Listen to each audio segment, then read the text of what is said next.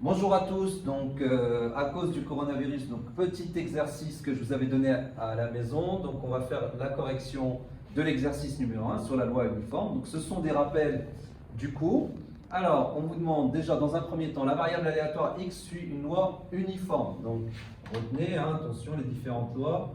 On a vu donc la loi uniforme, la loi normale centrée réduite et la loi normale.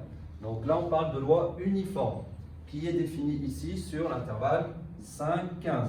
Donc soulignez ce qui est important pour cet exercice. Alors définir la fonction de densité de probabilité petit f de la loi de x. Alors rappelez-vous, la fonction de densité, il faut donc que cette fonction de densité soit une fonction dont l'aire sous la courbe soit égale à 1, puisque en probabilité, on ne peut pas dépasser 1. Alors, graphiquement, ça va donner quoi? Donc, si je trace le graphe, ici, donc, on travaille sur l'intervalle 5, 15, d'accord?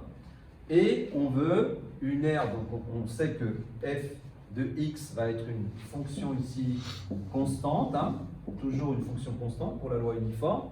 Donc, je cherche ici un nombre petit a qui va ici, donc,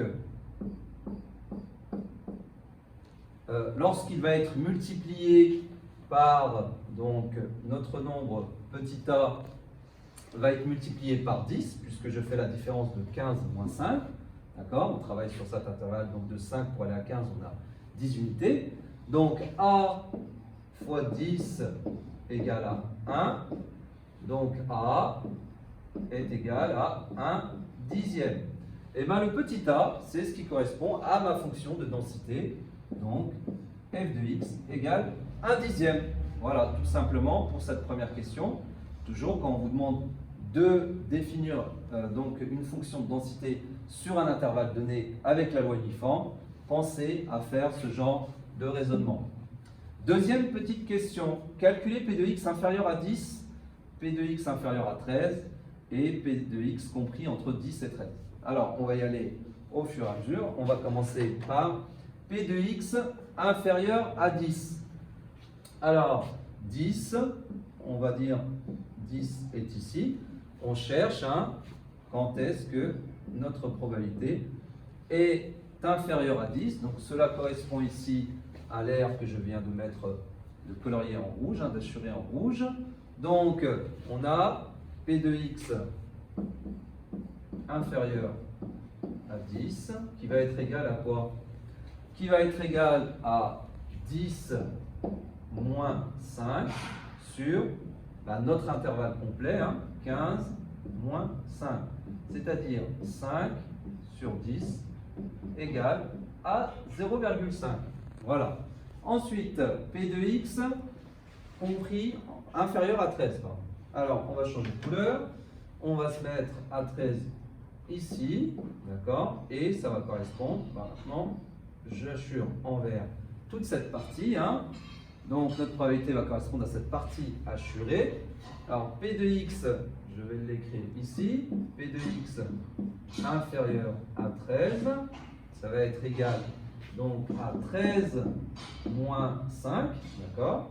Donc, on va de 5 à 13, sur l'intervalle complet, donc 15 moins 5, c'est-à-dire 8 sur 10 égale 0,8. Notre probabilité. Dernier exemple, je vais peut-être tout effacer parce qu'il va y avoir trop de choses, ou alors non, je vais peut-être laisser parce qu'autrement, pour ceux qui veulent prendre la correction au fur et à mesure, ils auront les éléments. Alors, je vais le faire ici.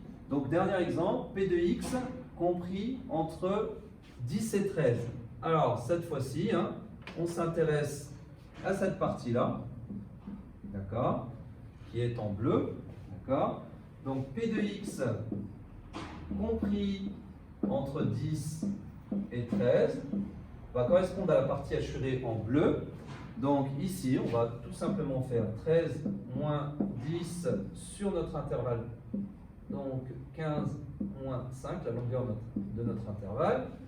Donc 13 moins 10, 3. Et donc sur 10 égale 0,3.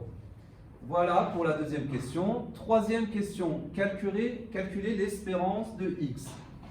Alors, notre espérance, E de x, il suffit pour une loi uniforme d'utiliser la formule du cours, où il s'agit d'additionner donc A plus B divisé par 2, où A et B ici sont les deux bandes de notre intervalle, donc 5 plus 15 divisé par 2 va être égal à 20 divisé par 2, 10.